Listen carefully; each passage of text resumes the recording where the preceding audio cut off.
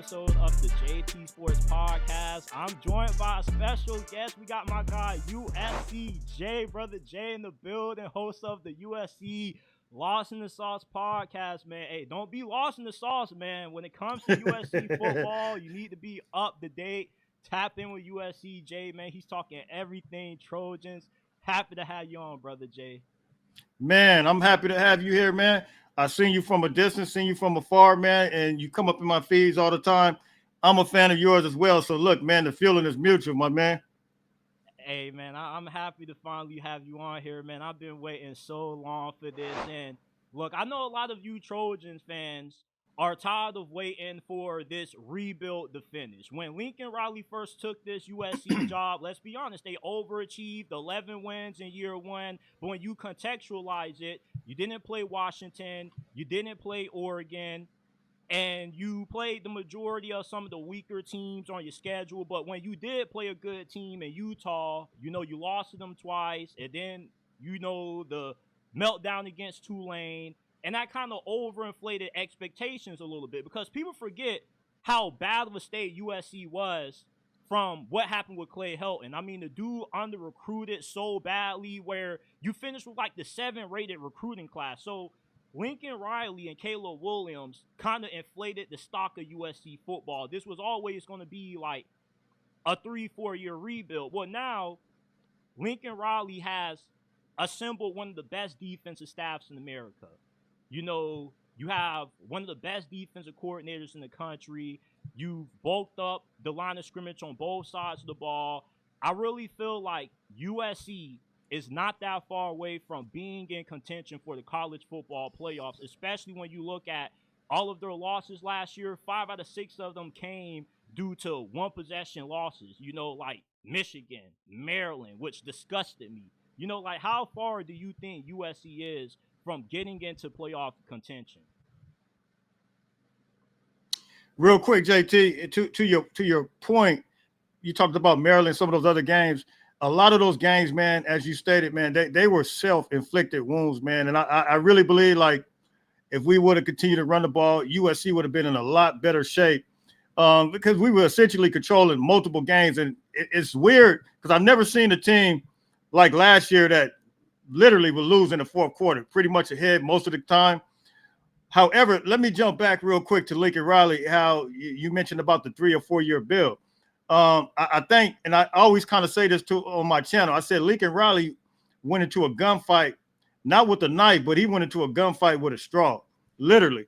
And what I mean by that is that there were so many changing, moving pieces, such as NIL, that USC had to catch up. And when he came over from Oklahoma, I think he had a hard time adapting to that aspect of it. You got the NIL piece, you got to try to manage the team.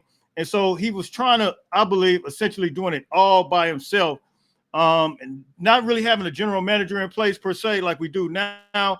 And that's what we kind of see now. We kind of see things moving and grooving in a whole different way to where it's coming together. And yeah, he had to experience some things. And I always tell people this as it relates to Alex Grinch.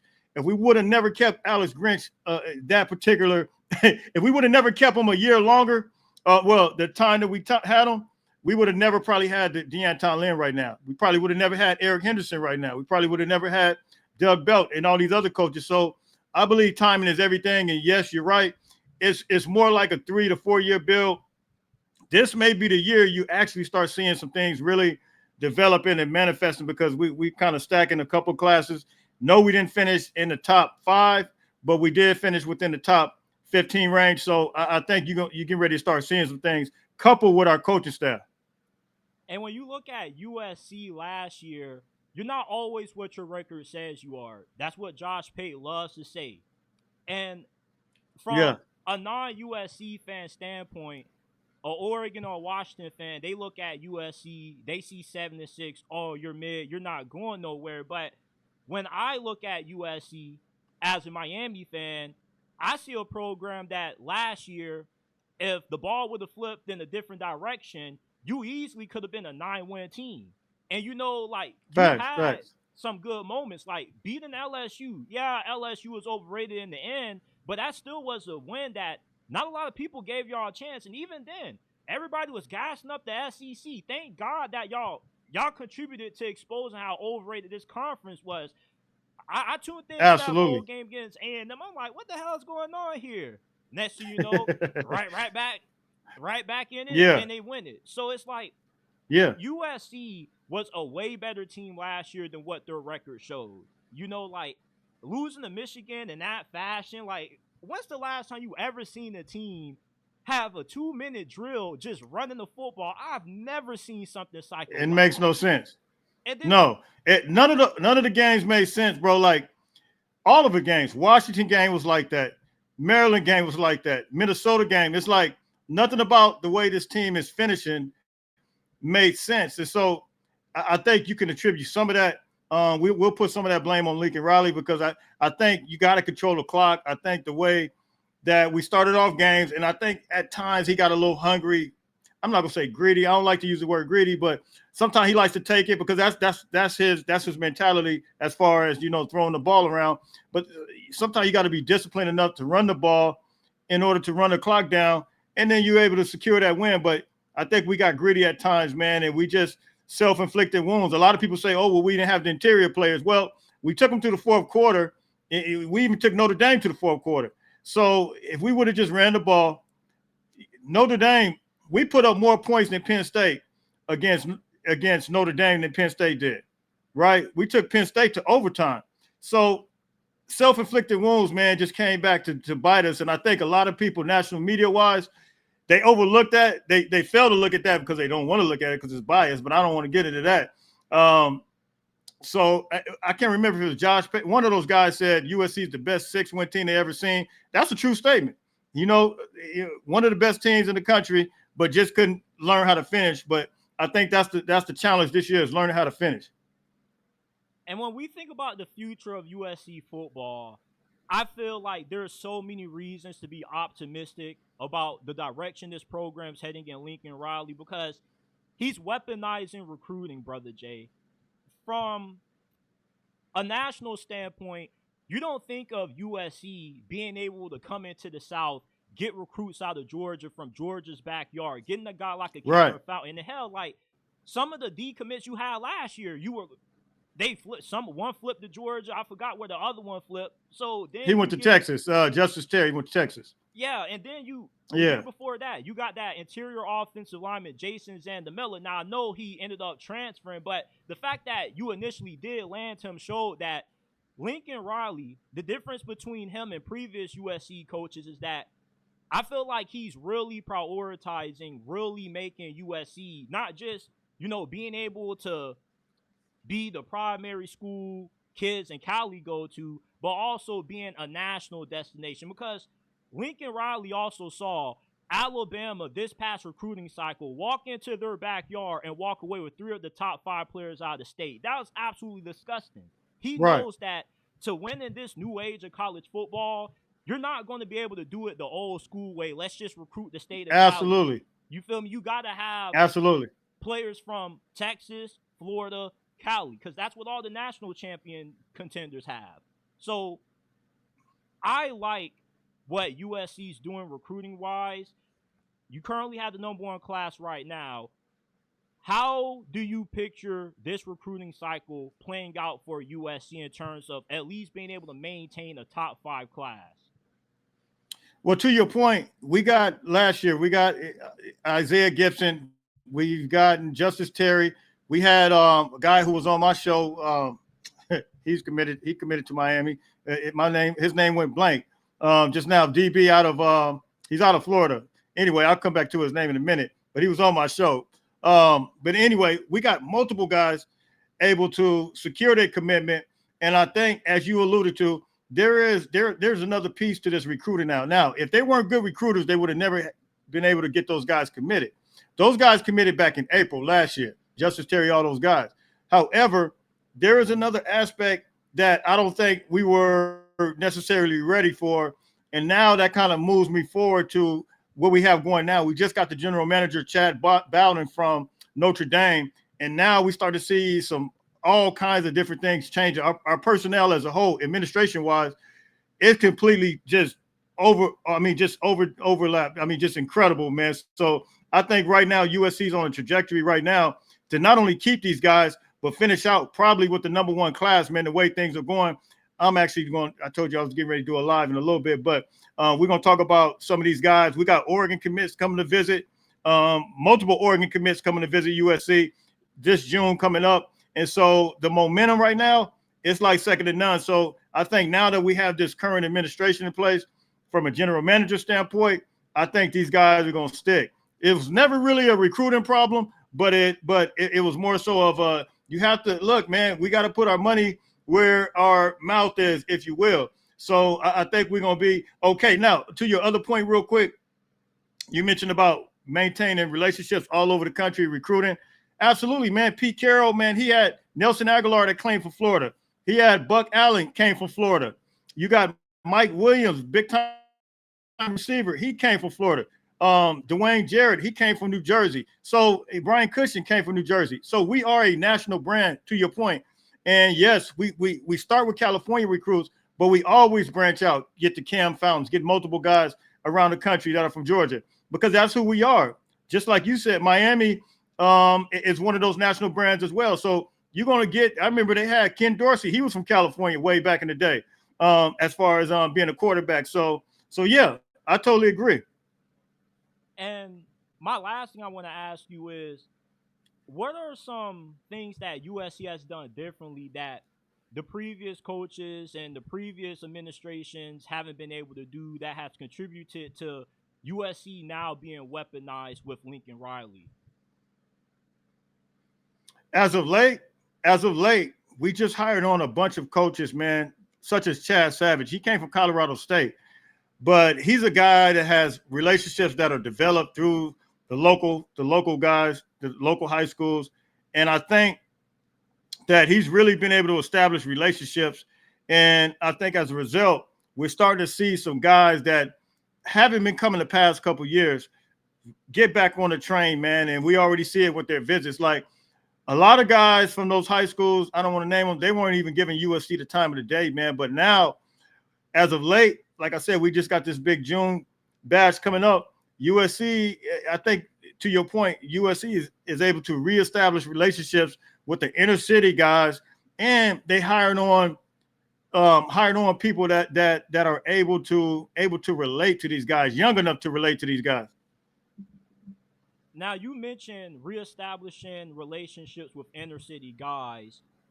Over the last couple of years, I've started to notice that less and less modern day St. Bosco, Long Beach Pally guys are not picking USC, but they're going elsewhere. Like, when did Alabama become a pipeline for modern day recruits? So modern day recruits rather play in Tuscaloosa than stay in the nice warm weather, looking at the beaches. Like, what's up with that? What's up with these guys going to Penn State and Notre Dame? Like, what went wrong with the relationships between USC and these high school coaches of these elite high school programs in the state of Cali, to the point where USC just can't keep none of these top prospects? Because at one point, you had the top guy out of modern day. He was always going to USC. Now he's picking Bama. When did this happen? Man, I think it's a couple things. As I stated, I think NIL, I think that's a big part of it. And if that's not in place, I don't think guys are going, because I mean, that's the reality of college football right now. You don't have to go to the NFL no more to make money. Bottom line. That's number one. Number two, I think guys want to feel like they're a priority. Like, you have to stay on these guys. And, there have been stories that came out that they necessarily didn't feel like they were priorities. And so as a result, you had teams that were kind of undercutting us, even though we were reaching out, because we reached out to guys like Kingston, who's playing linebacker at Notre Dame right now. We brought Troy Polamalu for him, and Peyton Williard, who's at Oregon. But making these guys feel like they're a priority, that's where recruiting is. You got to stay on them, and I think that's where the gap came in, and some of these guys came. But now this new staff and this new general manager said, look, we're going to have 80% California and 20% is going to be from out of state, which is kind of how Pete Carroll had it. and he's going to make it. He's reestablishing these relationships. He's making them a priority, and I don't think we'll see that type of action anymore. Like at recruiting right now, it's so many guys from California that are on board right now, setting up their visits. We hadn't seen it like this type of environment in a long time. Now, with the hiring of Chad Bolden, do you expect for those relationships with Modern Day and some of these other big time elite high schools to eventually improve? Because I remember watching a video of you saying how Carson Palmer just got a big time head coaching job at high school, and I seen at Santa Margarita, yeah, and he should be able to get some of those best players back to USC. And Modern Day has a new coach, don't they? Who's like a USC guy. Yeah. He came from Laura. He came from Long Beach Poly, which was Long Beach Poly back in the day was a major pipeline for USC. And so now I think that's kind of benefit USC. He was there last year. I think that was his first year last year. But yeah, all these, and I've been told that Chad Bowden has been at all these schools: St. John Bosco, Modern Day, Santa Margarita, Los Alamitos, Sierra Canyon. And that's why we see the heavy influx of these guys starting to set up visits and setting up communication with USC. A lot of them even start following me on social media platforms, which is like, man, I'm loving it, because it's one thing to have guys from out of state, but then to have these local guys, man. And I've even started trying to help out myself with the recruiting, doing under the radar videos. You probably seen some of that stuff under USCJ gyms, because I want to see these guys, these relationships be reestablished. So yeah, we're starting to see it, man.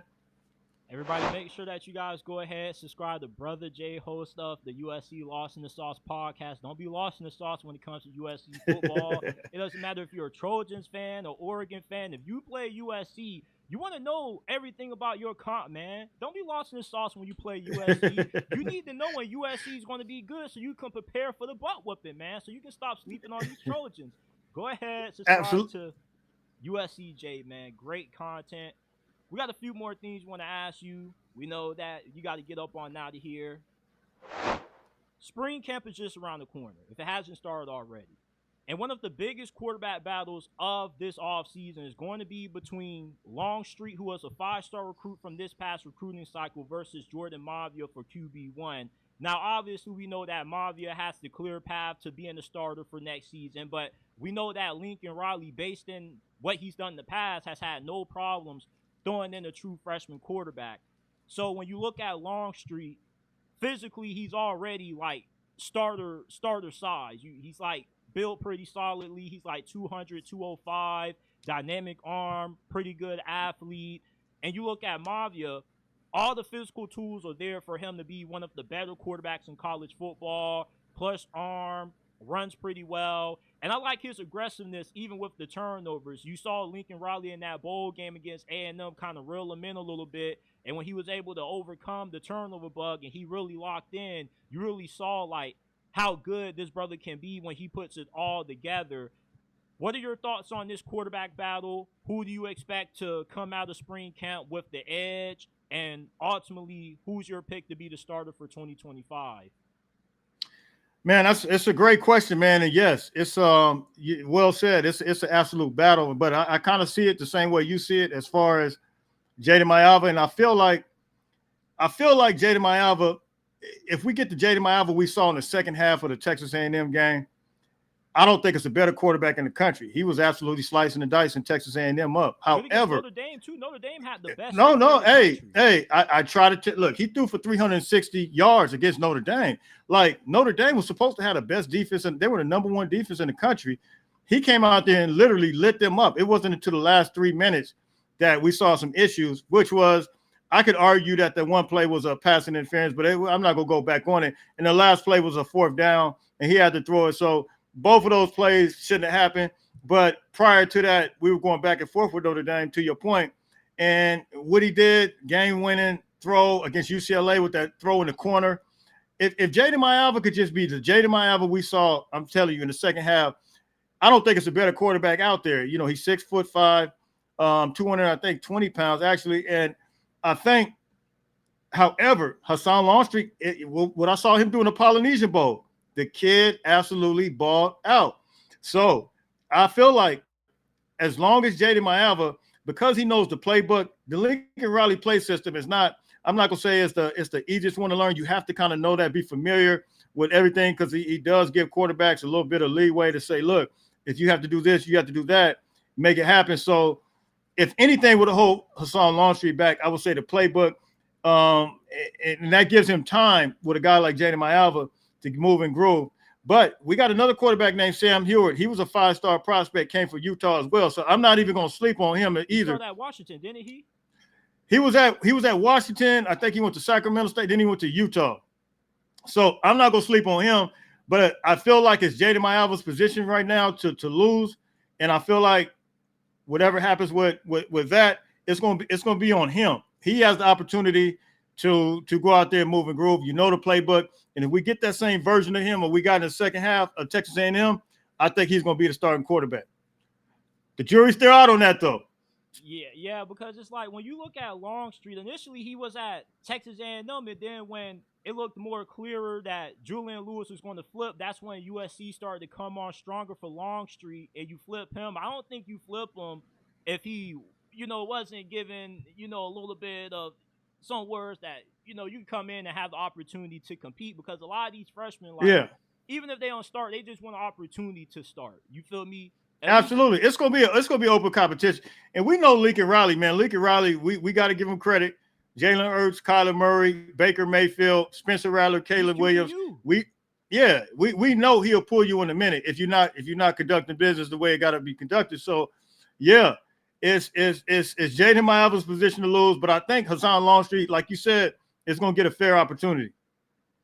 Now here's something that confuses me about USC.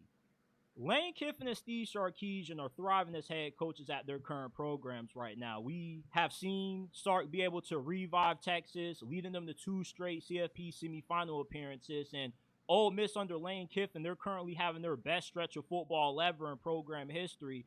How is it that both of these guys have had so much success now, but they both failed at USC? Kiffin was fired at the tarmac at the airport, and Steve Sarkisian was coming in 2 sheets in the wind. Like, how did it just go so left for them? And what are they doing differently now that they didn't do at USC?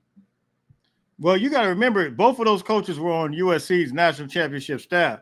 So Steve Sarkisian, he was incredible, offensive coordinator. I mean, both of those guys had the attributes to be incredible coaches. And we saw it when Lane Kiffin, when he went over to both of them went to Alabama, actually. When they both went to Alabama, they both had success play calling. And I think it was something that went on with Steve Sarkisian, some personal stuff. I'm not even, but in Lane Kiffin, I just think it just, for whatever reason, didn't work out. We had great players. He actually signed a great class that year, but I think that they've always been coaches that had the ability to coach, man. And we see it on full display.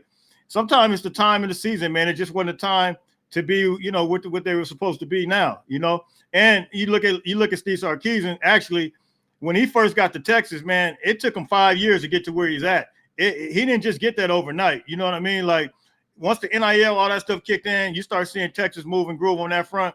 And we saw a whole, but remember, they called him 7-win Sark for a reason. Because he was only winning 7 games. You get what I'm saying? So Lincoln Riley's approaching that the 4th year coming up. So he's right there on the cusp of doing the same thing that Steve Sarkisian's doing. And how much has the administration been in kind of holding back USC from getting back to the golden age that we saw them with Pete Carroll? Because, I did Pete with their athletic directors. Like, it's always a bunch of former USC guys.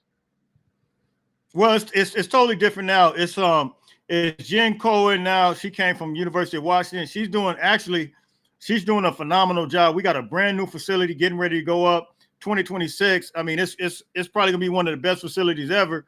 But yeah, to your point, a lot of the old school heads were there, kind of moving and grooving. But now what she's able to do now, and the people that she's bringing in, excuse me. Not only did we hire Chad Bowden, we hired the general manager for Dre Brown from Illinois. We got several individuals that came, even Wisconsin's general manager. We got him as well. So they're assembling the staff together to where it's like there are no limits right now, and what USC is getting ready to do, man, it's getting ready to be next level, man. Now, I want to pivot to a program that I've seen you heavily criticize a lot on X, Oregon. Obviously, we know that Phil Knight has promised Dan Lanning unlimited NIL money, and I thought he was joking when he said that.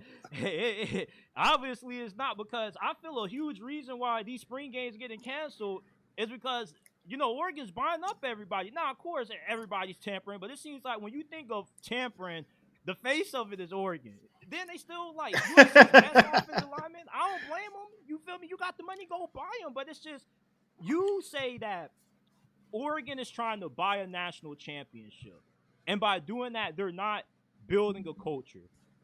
And to win a natty, it's not all about having the best team all the time necessarily. It's also about Facts. having that culture like Michigan. We saw them have a bunch of guys that were like 3-4 year guys in the program. Same thing with Ohio State. Yeah, they got Quinshawn Judkins and Caleb Downs, but they also had guys like Jack Sawyer who put in a lot of blood, sweat, and tears for that program. So it's like, what is the biggest flaw that you have noticed with Oregon's approach? And do you feel like this is ultimately going to be another reason why we don't see them win a national championship with another good coach?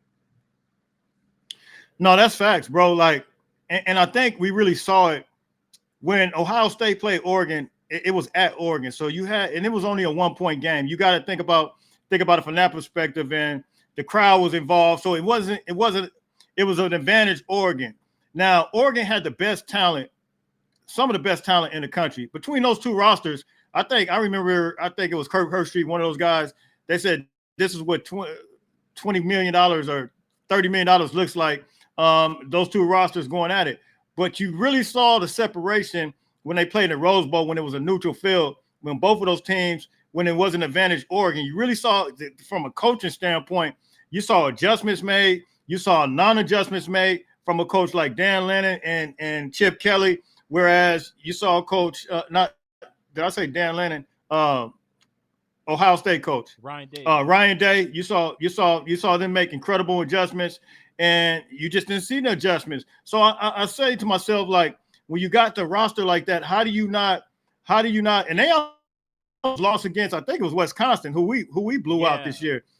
You just saw some flaws with the roster that's heavily transfer portal. And to your other point, I think you got to have the chemistry. It's one thing to have the talent, but if you don't have the chemistry together, and if you're not developing on some level with the high school players, I think it's going to eventually show. And I think that's what we see. They got a bunch of high school players that are phenomenal athletes, like Roger Pleasant, like Peyton Woodyard, like Dakota Fields, but who are all from California, Southern California area. But we have yet to see those guys hit the field. Why? Because we continue to see transfer portal players continue to come in. And I think not only do they try to stockpile on talent from a high school level, I think they're stockpiling talent from the transfer portal. And only one individual gets to play. You only gonna have 11 guys on the field. So it could be ego issues, it could be chemistry issues, but I just saw where it wasn't coming together. And I just think, look, if you're a player, you rather be developed with chemistry than be on a team and just get a bag. Because at the end of the day, the long game, to me, I always tell these recruits, the long game got to be the NFL.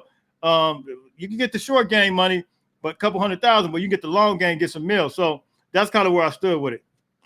And my biggest issue with Oregon is that I don't feel like they're the greatest when it comes to player development. With what you said, like, the last couple of recruiting classes that Oregon has brought in have been some of the greatest of all time. Like, I think I read something earlier that's like they got 4 or 5 of the highest rated cornerbacks in program history.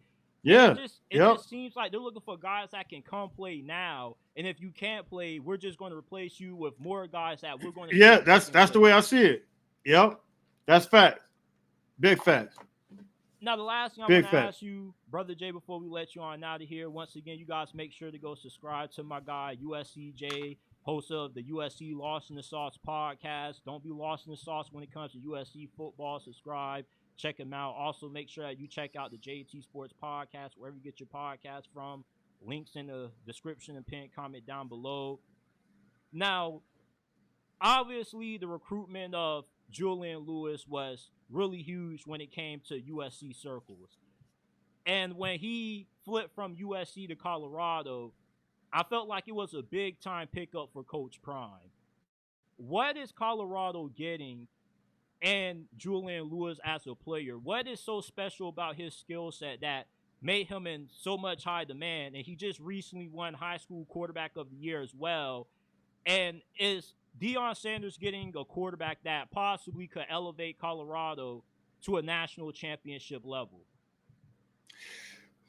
When you ask me that question, I gotta reflect to Coach Prime's son. Is Julian Lewis currently better than Shedeur Sanders? I got to think of it like that. And I ask myself right now, you know, coming out of high school, let me ask that question first. Coming out of high school, I think he's a fundamentally sound quarterback who's been trained properly, and you could tell that clearly works with quarterback coaches. However, how's that going to translate to college football? Like Shedeur Sanders took a beating back there, but he was tough. He continued to get up. He continued to move and groove. So I'm saying that to say, how's that going to translate? Are we going to get the same type of heart? You know what I mean? Are we going to get the same type of fight? Are we going to get the same type of, I can still get up and make it happen after you know, I get hit several times? I don't know. But is that potential there? Absolutely. I think Julian Lewis has that big time potential to be that type of quarterback. But I will say, just like I said with other things, other quarterbacks, the jury's still out, but the potential absolutely is there. And when I watch him play, he's a lot smaller. He kind of reminds me of like a Bryce Young kind of quarterback, like right. like Nick Saban, but he's like and that's the thing. I don't know how durable he is because he played in front of a big offensive line, but I don't know if he's as elusive as Bryce Young either. Mm-hmm. So, you know, Bryce Young he moved all around that pocket, man. He did all kinds of stuff. We saw it when he played against IMG Academy, throwing on the run. Now, can Julian Lewis do that? I think he's an improviser more so than a dual threat quarterback. So, but he can throw the ball, he can throw dimes. So I'm ready to see how that's going to translate. I know they got the quarterback from Liberty that came from that's there now. I don't think he'll start over him just because that guy, he played in the bowl game against Oregon. I can't remember his name, but he's been he's been doing his thing. I personally don't think Julian Lewis will start over him. And if he doesn't start, do you think it'll be a situation where he transfers, or like he's one of those he'll wait? Hopefully he'll wait. I mean, because that's where development takes place, you know. But who knows? You know, who knows what Coach Prime is going to do? You know, I heard all kinds of rumblings about him, but he said he'll stay. But we'll see what happens. Everybody, this is USCJ, host of the USC Lost in the Sauce podcast. Make sure that you guys go ahead, check this man out. He has incredible content. He's well connected. I mean, I knew this dude was official, but when I saw he had the lucrative Kalen DeBoer follow, I was like, oh yeah, this dude is official. Like, how did that even happen? Do you have like connection with Kalen DeBoer or something like that? That's my favorite coach in college football. No, man. I don't even. I'm just connected with a few people, man, and I just move and grow the way I move, man, and they follow, I follow back, man, and just keep it moving, just like the way you connected. You know, it's the same way. You got to come on my show too. I'm putting that on your show right now. You coming on my show? Absolutely, man. I love to come on your show, talk USC Trojans and the rest of college football as well. Everybody, this is USCJ, man. We got to let this brother go, but we will have him on in the future. I appreciate you for coming on. Make sure that you guys once again subscribe to his channel. Check out the JT Sports Podcast. We're available on Apple, Spotify, Amazon, wherever you get your podcasts from. The links are down in the pinned comment and description down below. Subscribe to the channel. Don't leave without hitting that like button. Helps us out a lot. And I'll see you guys shortly with another episode.